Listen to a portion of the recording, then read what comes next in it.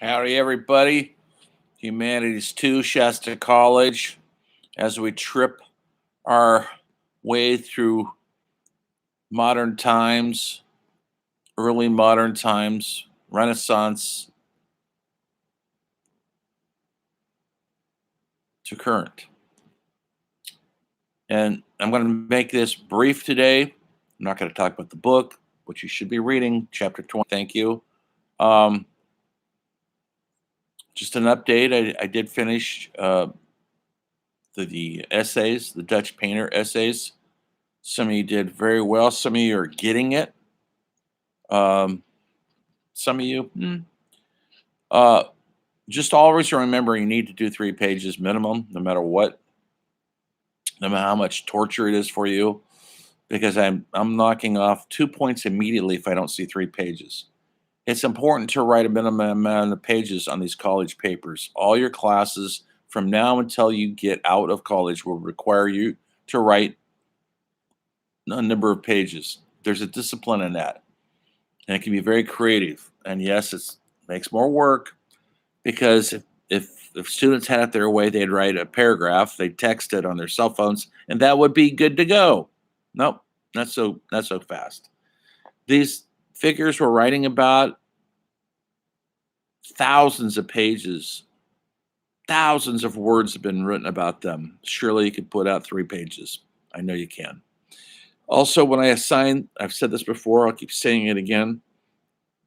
When I assign a documentary and I want you to critically analyze the subject of the documentary, that's what I want. Yes, some of you are still going to search sites, Encyclopedia Britannica or Wikipedia, and you're giving me a thumbnail sketch of their life, but you're not analyzing. You're just copying words from a page and putting them on another page.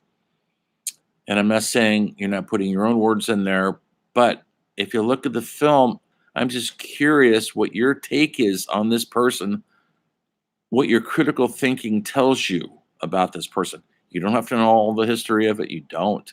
It's good to do some research, absolutely. Put it in context. Because what I'm asking about throughout this whole class is what's going on in the culture at the time that these people existed. What was going on in Rembrandt's time? What was going on that prompted him to paint the way he painted? He wasn't just doing it to get money. He wasn't just doing it to make a living. And why did he rebel against that when he was making a good living off of it? You can't hold a good artist up to monetary times. A real artist has to do their art, whether they're getting paid, making a living off of it or not. Van Gogh, which we haven't discussed yet, we'll talk about him when we get up to more modern times. Never sold a painting. He sold 1 painting in his entire life, and it drove him mad. Should he have sold a bunch of paintings and been in museums? Would it have made him a better person? Perhaps. Perhaps not. He had lots of mental illnesses that we now can manage with medications. We now have TikTok. He could have gone to that, but they didn't have that then. His loss.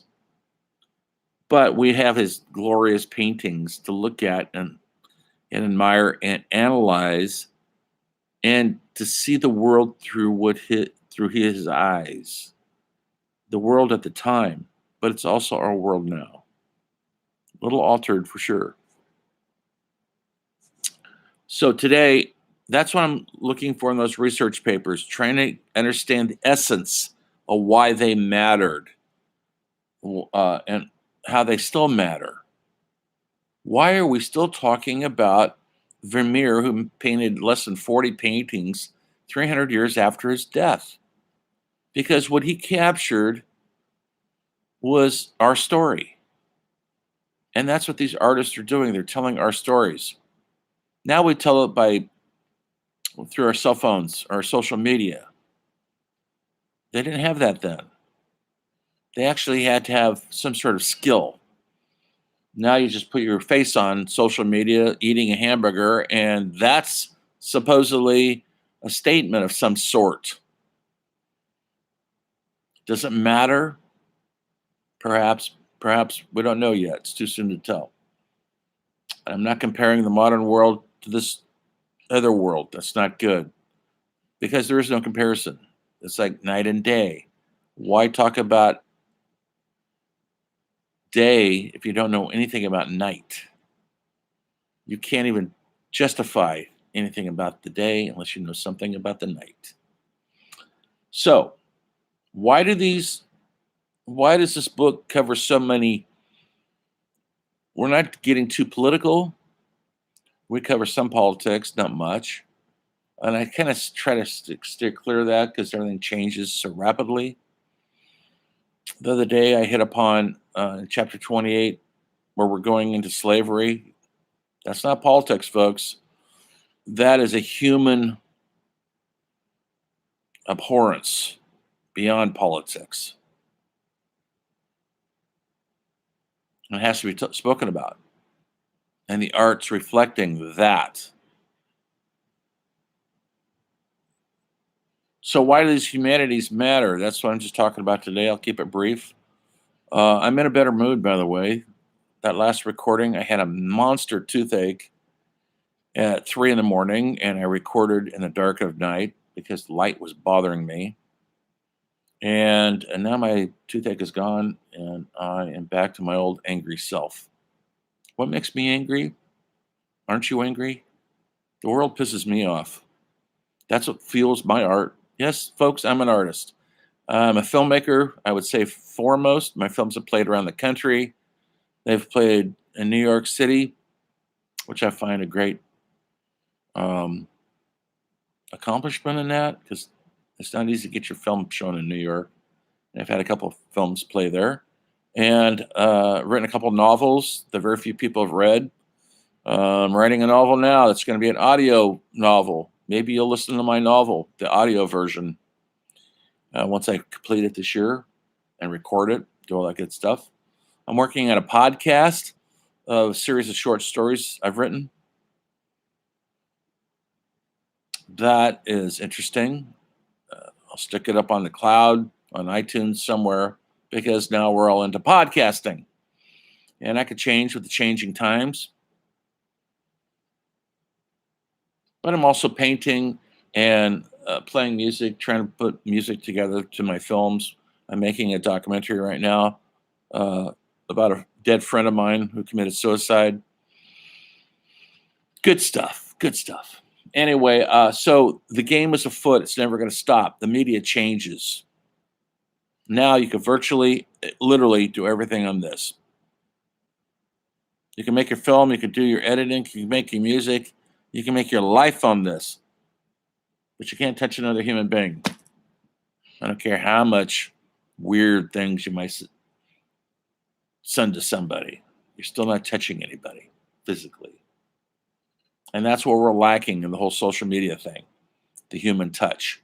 These artists were trying to convey what was going on in their times. They're not looking in the future. They have their past to look at. We're all living with our history. Your history is shorter than mine. My history goes back to the 1960s. Yes, folks, to the 60s and to the 70s, 80s, 90s, the millennials. Your history probably goes back to the early 2000s. Maybe that's a long time ago to you. But a lot has happened in that time. And you know your history. You might not know my history, although you should, because you should read everything. I should be aware of others' history. I didn't live my parents' life, but I certainly know their history. They lived through the Depression, through World War II. I didn't live through it, but I know it. I've seen the movies, I've read the books, I've seen the art. I teach this stuff, and I don't know it because I teach it. I know it because it's important to know who we are. And how do we know who we are unless we look at our history? And not just your personal history. You know, the world was here before you were here. Hard to believe, I know. It was here. Your parents were here before you were here. Your grandparents were here before. What are their stories? And now they're part of your story. And you're going to share that story with the world as you progress through your story. You don't have to be an artist or a writer or a painter or a musician to share your story. You share your story going through school, going to work, going to Starbucks drive-through window. You're sharing your story all the time. What you think, what you are feeling about the day. It's smoky, it's hot, the politics are lousy. You don't like a lot of things. There's flooding. You don't you think climate change is a joke. You don't believe in the vaccine. There's all sorts of stuff that makes your story yours and yours alone, but you aren't alone.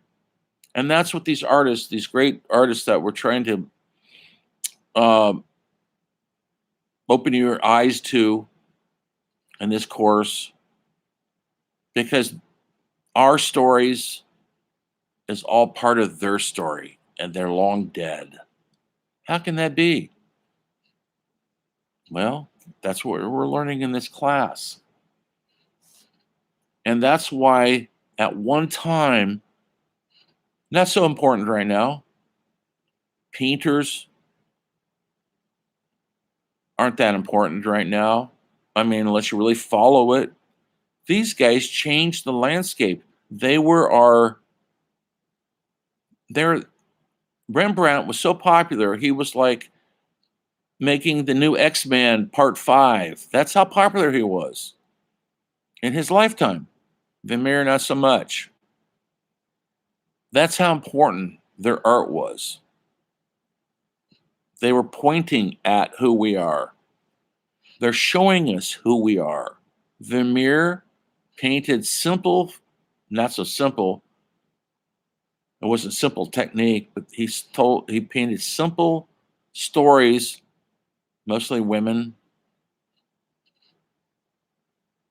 sitting in windows, letting the light come in on them, and it tells their story. And their story is our story. Mozart was a genius. He was just hitting keys on the piano that he didn't understood. He understood very well. And those piano keys put together with other keys created a sound track to our lives. That's why people like it or they dislike it.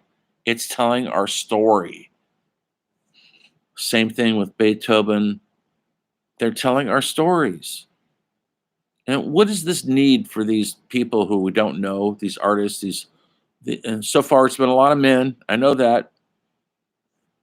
Believe me, the history hasn't been kind to women artists. We're going to get into that later when they do start coming to their own, but not for a while, folks. Mary Shelley, I told you last week to read the little bit on the chapter 28 about writing Frankenstein. There weren't that many movies. There was in literature in the 18th century. The Bronte sisters and others were starting to write and starting to get published and starting to matter. We're not there yet. We'll get to them next week, probably. So women, let's face it, they're second-class citizens in a lot of countries. They still are. They weren't educated. They were told to stay home, learn how to cook for your husband, and never say no to him for his sexual needs. That's what women had to look forward to. Okay, ladies, could you have survived that era? You know how strong you had to be to survive that era of no possibility to expand your life or your knowledge? Women didn't get the right to vote until the 20th century, folks. Women didn't get to have their own charge card until 1970. You had to have a charge card with your husband's name on it. That's recent history, folks. That's not that long ago. So think of the inroads. We're going to do a whole week on empowerment of women writers, filmmakers, painters, composers. We're going to get to this all. I'll have a whole section on that soon. I'm going to have a whole section on African Americans soon.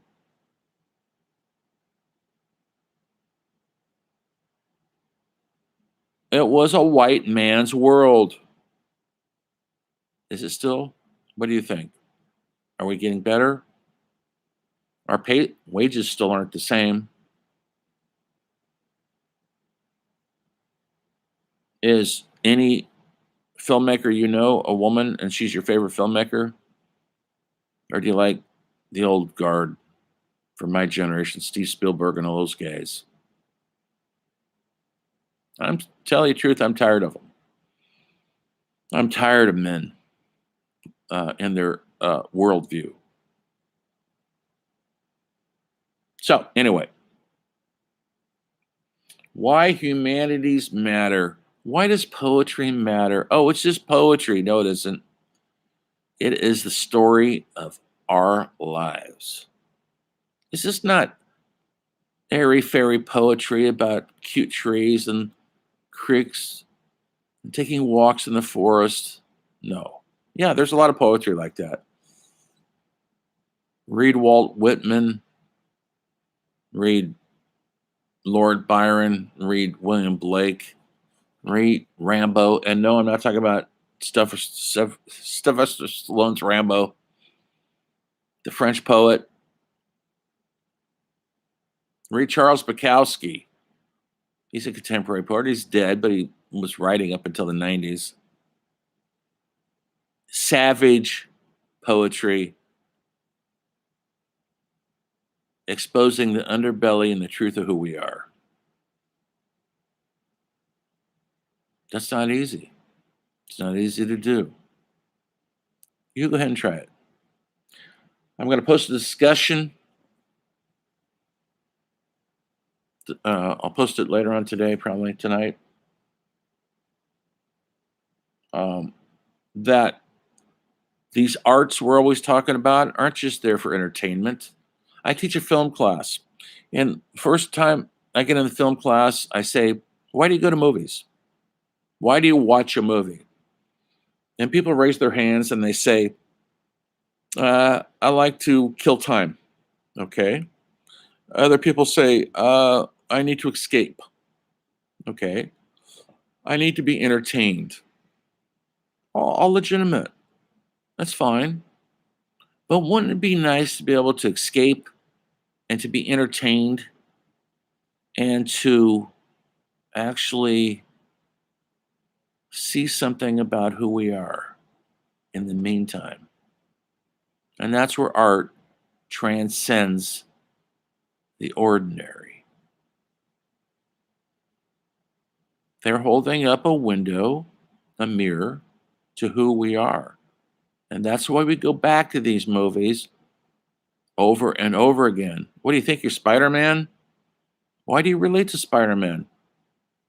Because he's relatable.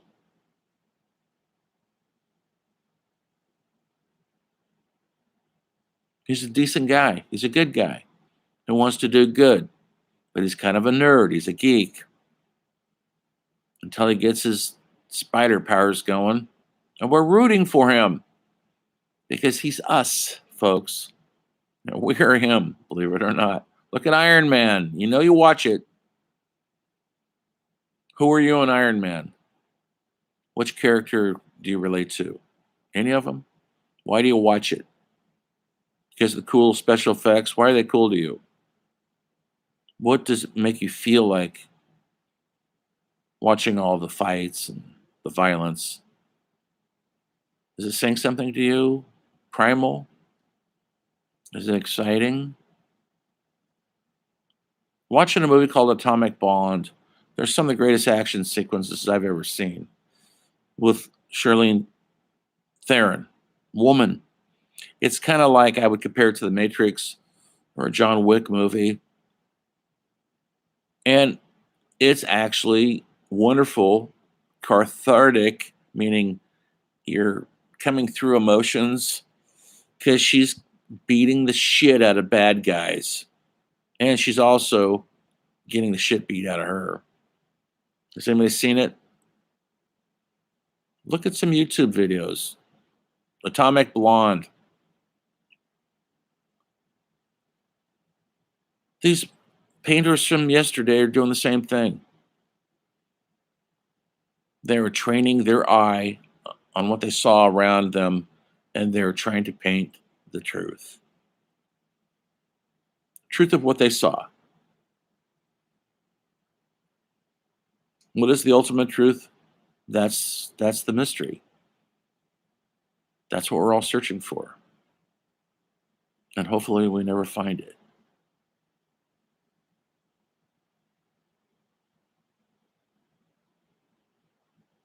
And on that happy note, go look at something. Stare out your window and look at a tree. Take a walk. Don't just stare into your phones. Don't just go to Starbucks like I do every day.